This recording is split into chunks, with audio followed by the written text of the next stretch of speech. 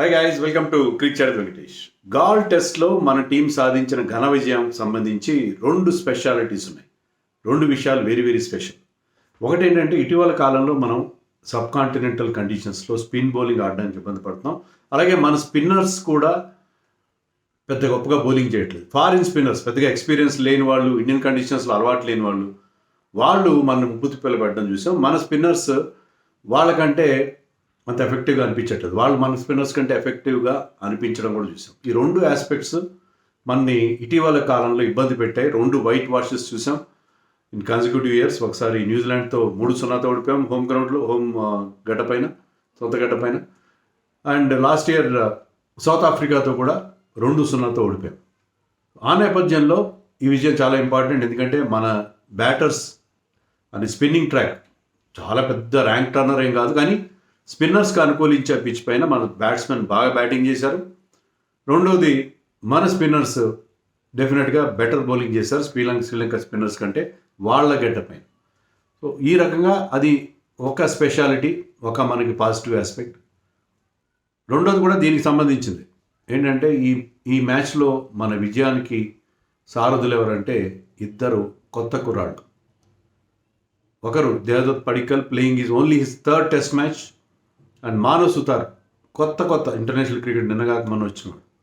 తను రెండో టెస్ట్లో 10 వికెట్స్ తీశారు. సో వీళ్ళిద్దరూ, ఒకరు రెండో టెస్ట్ ఆడుతున్నారు, ఒకరు మూడో టెస్ట్ ఆడుతున్నారు. వీళ్ళిద్దరూ మన విజయంలో ప్రముఖ పాత్ర వహించారు. గతంలో మనం టెస్ట్ విజయాలు సాధిస్తే దాంట్లో ఎవరు మెయిన్ రోల్ ఎవరిది ఉండేది? కోహ్లీదో, రోహిత్దో. చాలా వరకు హోమ్ టెస్ట్లో అయితే అశ్విన్, జడేజా, బయటైతే బుమ్రా, చేటేశ్వర్ పుజారా, అంతకుముందు రహానే, ఇలాంటి సీనియర్ ప్లేయర్స్. అలాగే రీసెంట్ పాస్ట్లో రిషబ్ పంత్, వీళ్ళ మెయిన్ రోల్తో మనం టెస్ట్ మ్యాచ్లు గెలిచాం.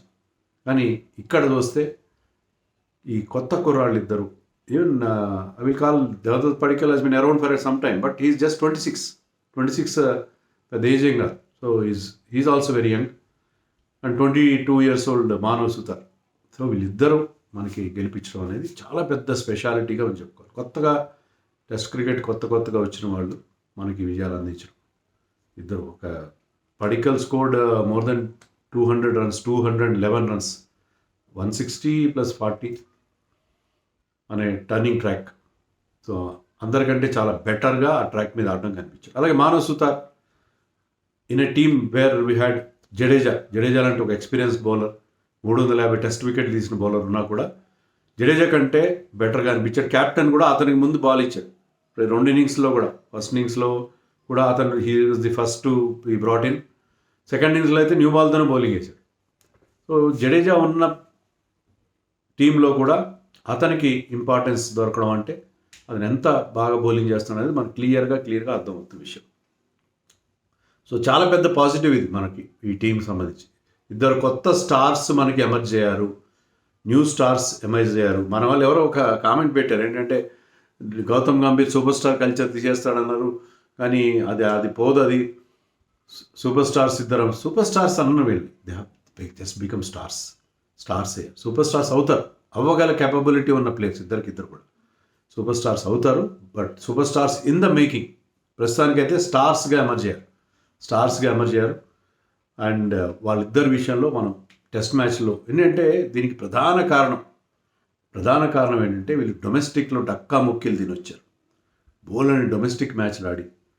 మానవ్ సుతార్ యంగ్ అయినప్పటికీ 4 సీజన్ల నుంచి అతను రాజస్థాన్కి రంజీ ట్రోఫీ, మిగతా డొమెస్టిక్ టోర్నమెంట్స్ ఆడుతూ వస్తున్నాడు. సో డొమెస్టిక్ టర్నింగ్ ట్రాక్స్ పైన ఎలాంటి బౌలింగ్ చేయాలి అనేది అతను బాగా తెలుసు. అలాగే దేవదత్ పడిక్కల్ కూడా is bin around for a long time.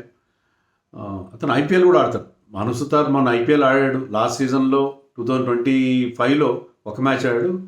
మొన్న ఒక 5 మ్యాచ్లు ఆడినట్టున్నాడు. 2 వికెట్లు తీశాడు ఇంతవరకు. పెద్దగా ఎకానమీ కూడా చాలా హై ఉంది. 11 ఒక సీజన్లో 13 ఉంది, ఒక సీజన్లో 11 ఉంది. సో అతను ఐపీఎల్ బౌలర్ కాదు basically. Even Padikkal he played a very good role in the first ఇయర్లో కంటే కూడా. అతను వచ్చిన తర్వాతే 2 సార్లు గెలిచారు. అంతకుముందు కూడా ఆర్సీబీకి ఆడాడు, కానీ మళ్ళీ ఆర్సీబీ రిటర్న్ అయిన 2 సీజన్లో ఫస్ట్ సీజన్లో అంత గొప్పగా, అంటే 2025 అంత గొప్పగా పర్ఫామ్ చేయలేదు. కానీ లాస్ట్ సీజన్లో 2026లో ఈ స్కోర్డ్ 450 runs, 168 స్ట్రైక్ రేట్తో చేశాడు. But basically he is a red ball cricketer. అతను ఇప్పుడున్న ఫామ్లో అతను ఏ ఫార్మాట్లోనూ ఆడగలడు, ఎక్కడైనా రన్స్ కొట్టగలడు. But basically he is also red ball cricketer. So వీళ్ళిద్దరూ టెస్ట్ స్పెషలిస్టులు. నేను చెప్పేది ఏంటంటే టెస్ట్ స్పెషలిస్టులు వీళ్ళిద్దరూ. బౌల్డ్ అంతా డొమెస్టిక్ క్రికెట్, ముఖ్యంగా first class cricket, red ball cricket ఆడి వచ్చిన వాళ్ళు. అందుకనే వీళ్ళు మిగతా వాళ్ళకంటే బెటర్గా అనిపించారు. Shubman Gill is a fantastic cricketer, Rahul is a fantastic cricketer. వాళ్ళకంటే బెటర్ కానీ రాహుల్ ఆల్సో ప్లేడ్ వండర్ఫుల్. నాకు అదేం కాదు కానీ అంటే వీళ్ళు ఎందుకు they outshone senior pros like Jadeja, Gill, Pant, Rahul, వీళ్ళకంటే వీళ్ళు బెటర్ ఎందుకు అనిపించారంటే because they played lots and lots of domestic cricket.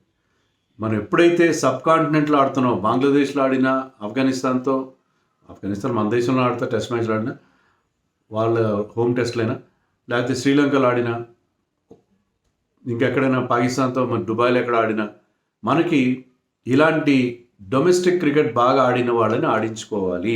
అది నా పాయింట్. దానివల్ల మన రిజల్ట్స్ హార్సెస్ ఫర్ కోర్సెస్ అని ఒక మాట ఉంది ఇంగ్లీష్లో. అంటే ఎక్కడ వరకు పనికి వస్తారో వాళ్ళని కీలరిగి వాత పెట్టడం, తెలుగులో కరెక్ట్ సామెత కానీ అలాంటిదే.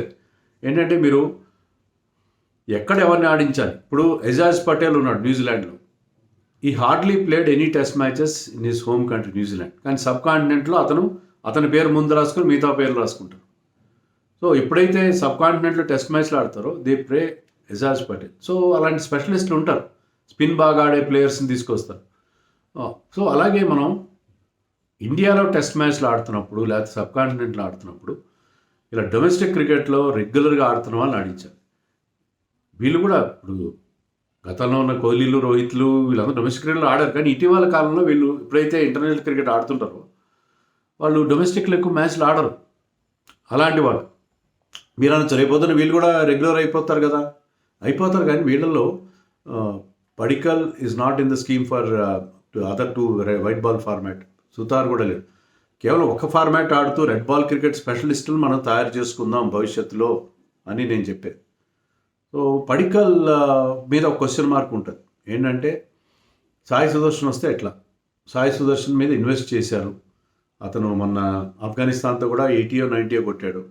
అంతకుముందు ఇంగ్లాండ్లో ఈ మేడ్ సమ్ రన్స్, ఒకటి మంచి నాక్స్ ఆడాడు. కానీ ఇన్ జనరల్ అతని మీద అతను ప్రిఫర్డ్ చాయిస్ నెంబర్ 3లో అతను. మామూలు రూల్ ఏంటి, మన కరుణ్ నాయర్ ఎగ్జాంపుల్ ఉంది. కరుణ్ నాయర్ 100 కొట్టినా కూడా, ఇదే కర్ణాటక చెందిన కరుణ్ నాయర్ 100 కొట్టినా కూడా అజింక్య రహానే ఎప్పుడైతే ఫిట్ అయ్యి మళ్ళీ వెనకొచ్చాడో 2016లో Karun Nair had to be dropped. So అదే పడిక్కల్గా అవుతుందా? ఈ సిరీస్లోని సెకండ్ టెస్ట్ మ్యాచ్కి అయితే పడిక్కలే ఆడతాడు. ఇప్పుడు అతను సాయి సుదర్శన్ ఇప్పుడు ఫిట్ అయిన వాడిని రిస్క్ చేసి అతన్ని ఆడించరు. Padikkal will play at SSC second test మ్యాచ్లో, కొలంబో టెస్ట్ మ్యాచ్లో అతనే ఆడతాడు. కానీ నెక్స్ట్ న్యూజిలాండ్తో జరగబోయే టెస్ట్ సిరీస్లో మరి ఇతన్ని ప్రిఫర్ చేస్తారా, లేకపోతే మళ్ళీ సాయి సుదర్శన్ తీసుకొస్తారా? మరి జురెల్ ప్లేస్లో ఆడించుకోవచ్చు కదా ఇద్దరిని. బట్ ఏంటంటే జురెల్ ఆ లోయర్ డౌన్ ది ఆర్డర్ మొన్న కూడా ఒక మంచి నాక్ ఆడాడు. ఈ knows how to play along with tailenders. Tail-ender ఒకవైపు వికెట్లు పడుతున్నా ఆడే పద్ధతి. అతను 50 కొట్టాడు చాలా రైట్ టైంలో, క్విక్ రన్స్ అవసరం టైంలో క్విక్గా 50 కొట్టాడు. సెకండ్ ఇన్నింగ్స్లో కూడా he played a couple of good shots on this turning track. So Jurel తన ప్లేస్ని చాలా వరకు ఎస్టాబ్లిష్ చేసుకున్న సందర్భంలో మరి what about Padikkal or Sai Sudharsan? కానీ ఇప్పుడు పడిక్కల్ అద్భుతమైన ఫామ్లో ఉన్నాడు. మీరు చూడండి అక్రాస్ ఫార్మాట్స్ లాస్ట్ డొమెస్టిక్ సీజన్లో రంజీ ట్రాఫీలో కూడా is one of the top scorers. అతనికి 60 ఎంత యావరేజ్ ఉంది. ఆడినవి 6-7 మ్యాచ్లు ఆడాడు. బట్ ఈ మధ్యకాలంలో కొంచెం ఇంజరీ ప్రోన్ కూడా అయ్యాడు అతను. 6-7 మ్యాచ్ల్లో ఈ స్కోర్డ్ ప్లెంటీ ఆఫ్ రన్స్. తర్వాత విజయ్ హజారాలో అయితే 9 మ్యాచ్ల్లో 700 పైగా రన్స్ చేశాడు. 90 యావరేజ్ ఉంది. అది సెకండ్ టాప్ స్కోరర్ విజయ్ హజారాలో. ఐపీఎల్లో కూడా అదే form continue. Is in red hot form. ఎందుకంటే శ్రీలంక ఏతో జరిగిన మ్యాచ్ల్లో ఒక 90, ఒక 60 కొట్టాడు. తర్వాత మనం వార్మప్ మ్యాచ్ ఆడితే దాంట్లో 140 కొట్టాడు. అలాంటి ఫామ్లో ఉన్నాడు అతను. అందుకని అతను మిగతా వాళ్ళు స్ట్రగుల్ అయిన పిచ్ మీద అద్భుతంగా ఆడాడు. అతని స్ట్రాటజీ కూడా గమ్మత్తైన స్ట్రాటజీ ఏంటంటే ముందు బౌలర్ని అతను he has a long reach, 6'3" height ఉన్నాడు. ముందుకెళ్ళి పిచ్ ఆఫ్ ది బాల్కి వెళ్ళి పెద్ద షాట్స్ కొడితే ఏం చేస్తాడు బౌలర్, ఇలా అవుతుందని చెప్పి కొంచెం తన లెంత్ షార్ట్ చేస్తాడు. షార్ట్ చేస్తే అంటే he has got a very good back foot game. So అతను ఆ బ్యాక్ ఫుట్ మీదకి వెళ్ళి he will play square of the wicket. Back foot game చాలా బాగుంది. ఎక్కువ రన్స్ అతను చేసిన 160లో ఎక్కువ రన్స్ బ్యాక్ ఫుట్ మీదే చేశాడు. సో బ్యాక్ ఫుట్ స్ట్రోక్స్తోనే చేశాడు, played of the back foot. So అలాంటి ఎబిలిటీ ఉంది. అంటే బౌలర్ని డిక్టేట్ చేస్తాడు, బౌలర్ని తన లెంత్ షార్టన్ చేసేట్టుగా చేసి తన ఫేవరెట్ ఏరియాలో అంటే బ్యాక్ ఫుట్ షాట్స్ ఆడడానికి అనుకూలంగా మలుచుకోవడం అతనికి తెలుసు. సో చాలా ఇంటెలిజెంట్ గేమ్ ఆడాడు and he look so fluent. So అతను అంటే నో ఎడ్జెస్, అతని బ్యాట్కి ఎలాంటి ఎడ్జెస్ కనబడలేదు. సెకండ్ ఇన్నింగ్స్లో కూడా టఫ్ పిచ్ పైన ఈ స్కోర్ 42 ఎంతో చేశాడు. So he's in red hot form. ఆ ఫామ్ని మరి న్యూజిలాండ్లో కూడా అశ్విన్ తన పాడ్కాస్ట్లో ఏం చెప్పాడంటే, పడికల్ ఇంతవరకు 3 టెస్ట్లు ఆడాడు కదా, ఫస్ట్ టెస్ట్ ధర్మశాలలో ఆడాడు, 60 చేశాడు ఇంగ్లాండ్కి అగేన్స్ట్గా. గ్యాప్ వచ్చింది, మళ్ళీ ఆస్ట్రేలియాలో పెర్త్ టెస్ట్లో అతనికి అవకాశం ఇచ్చారు. When Shubman Gill was injured. అప్పుడు ఆడినప్పుడు ఫస్ట్ టెస్ట్లో 30 బాల్స్ 25 బాల్స్ ఆడి డక్అవుట్ అయ్యాడు ఫస్ట్ ఇన్నింగ్స్లో. సెకండ్ ఇన్నింగ్స్లో 18 ఎన్నో చేశాడు. అప్పుడు కూడా నెంబర్ ఆఫ్ బాల్స్ ఫేస్ చేశాడు, but he could not get going. Ashwin ఏమంటాడంటే, Ashwin played that test match, ఆ టీంలో ఉన్నాడు అశ్విన్. అది చాలా డిఫికల్ట్ పిచ్. సో ఆ ఒక్క అవుట్ సైడ్ ఇన్నింగ్స్ ధర్మశాలలో 60 చేశాడు, ఇప్పుడు శ్రీలంకలో చేశాడు. బయట ఆడలేడేమో ఎందుకంటే పెర్త్లో ఫెయిల్ అయ్యాడు 2 ఇన్నింగ్స్లో అని అతని మీద మనం ఈజీగా జడ్జ్ చేస్తాం. అశ్విన్ ఏమంటాడంటే, అంతకుముందు మేము ఒక ప్రాక్టీస్ మ్యాచ్ ఆడాము ఆస్ట్రేలియాలో, దాంట్లో ఈ లుక్ వెరీ గుడ్. అతని దగ్గర టైం ఉంది, ఎక్స్ట్రా టైం ఉంది to play the shots. Even against pace also he can be very good. He plays the ball late అని చెప్పి అశ్విన్ అంటాడు. సో న్యూజిలాండ్లో కూడా న్యాయంగా అయితే ఇతనికే ఫామ్లో ఉన్న ప్లేయర్కే ఇవ్వాలి. కాదు మేము సాయి సుదర్శన్ని ఆల్రెడీ నెంబర్ 3గా ఆల్రెడీ అతన్ని మేము గ్రూమ్ చేస్తున్నాము, అతనికే వెళ్తామని అనుకుంటే చెప్పలేము. చాలా చాలా difficult decision for the selectors to make. మరి ఏం చేస్తారో మనకు తెలీదు. బట్ పడిక్కల్ అయితే ఇప్పుడు అద్భుతమైన ఫామ్లో ఉన్నాడు. ఆ ఫామ్ని అతను కంటిన్యూ చేస్తున్నాడు కాబట్టి అంత మంచి రిజల్ట్స్ ఇచ్చాడు. మ్యాన్ ఆఫ్ ది మ్యాచ్ ఆడుతున్న అవార్డు ఇచ్చాడు. 211 రన్స్ కొట్టాడు మేడం ఆ పిచ్ పైన. Where team score itself becomes 211 at some times. So తను 160+40 చేయడం వల్ల అతనికి అలాగే Manav Suthar is a typical red ball bowler.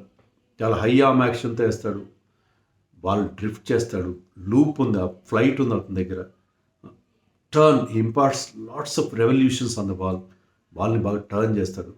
ఇంతంత టర్న్ దొరుకుతుంది అతనికి. ఎందుకు దొరుకుతుంది అతని టర్న్? బాల్ని అంత బాగా gives it a big rip. So he's a typical bowler for the test matches. K L Rahul match తర్వాత చెప్పాడు, అతని దగ్గర సటిల్ వేరియేషన్స్ కూడా ఉన్నాయి. ఆర్మ్ స్పీడ్ మార్చకుండానే అతను బాల్ స్పీడ్ తగ్గిస్తాడు, పెంచుతాడు. తర్వాత ఆ బౌలింగ్లో కూడా వేరియేషన్స్ ఉన్నాయి. సో అందుకనే అతనికి చాలామంది experts, those who played lots and lots of international cricket, వాళ్ళందరూ దే ఆర్ ఇన్ ఆవ్ విత్ దిస్ ప్లేయర్. సో ఇతను ఎంత మంచి బౌలరు అని చెప్పి అది చూసిన వాళ్ళందరూ చాలా ముచ్చటపడుతున్నారు. అశ్విన్ కూడా అదే చెప్తున్నాడు. అశ్విన్ కూడా old fashioned red ball bowler అతను. సో అతని గురించి మనందరం కూడా చాలా హ్యాపీగా ఫీల్ అవ్వాల్సిన పరిస్థితి. So I think he's for a long innings in Indian cricket without any doubt. So వీళ్ళిద్దరు విషయంలో చాలా జాగ్రత్తగా ఉండాలి. నాకు ఇక్కడ ఏమనిపిస్తుంది అంటే, బంగ్లాదేశ్ మొన్న ఆస్ట్రేలియా మీద ఒక షాక్ విక్టరీ సాధింది. దానికి కారణం వాళ్ళు బంగ్లాదేశ్ వాళ్ళు ఏం చెప్తున్నారు, హబీబుల్ బషర్ అని వాళ్ళ చీఫ్ సెలెక్టర్ ఏం చెప్తున్నారంటే, మేము ఇటీవల కాలంలో టెస్ట్ క్రికెటర్స్కి వాళ్ళకి ఇచ్చే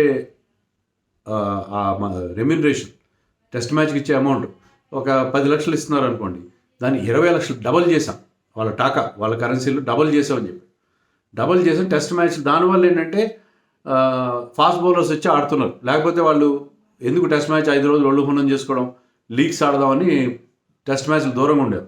కానీ ఎప్పుడైతే they are getting good amount in as test players, they are preferring to play. అందుకే మంచి ఫాస్ట్ బౌలర్స్ వాళ్ళకి అవైలబుల్గా ఉన్నారు, మాకు ఇంతమంది ఉండేవారు కాదని అది చెప్పాడు. అలాగే టెస్ట్ క్రాచ్లు, అలాగే ప్యాట్ కమిన్స్ కూడా అన్నాడు, మా వాళ్ళు ఒక £500,000 వదులుకొని బంగ్లాదేశ్తో 2 టెస్ట్ మ్యాచ్లు ఆడుతున్నారు, లేకపోతే లీగ్స్ బిగ్ బ్యాష్ అది ఆడతారు కదా వాళ్ళు, సో వాళ్ళు వదులుకొని వచ్చి ఆడుతున్నారని చెప్పి. సో మీకు when you are losing money elsewhere, when you are trying to become white ball cricketers, red ball ఆడడానికి ఇన్సెంటివ్ ఉండదు. టెస్ట్ మ్యాచ్లు మాత్రమే ఆడే ప్లేయర్స్, పుజారా లాంటి వాళ్ళు, రహానే లాంటి వాళ్ళు, సుతార్, పడిక్కల్ లాంటి వాళ్ళకి యూ పే దమ్ డిఫరెంట్లీ. వాళ్ళని స్పెషల్గా చూసుకోవడం ఇండియన్ క్రికెట్లో అవసరం. మనం టెస్ట్ స్పెషలిస్టులను తయారు చేసుకోవాలి. లేకపోతే టెస్టుల్లో మనకి ఓటములు తప్ప WTC క్వాలిఫై కాం. ఈ విషయంలో నేను ఈ వీడియో చేస్తున్న పర్పస్ అదే.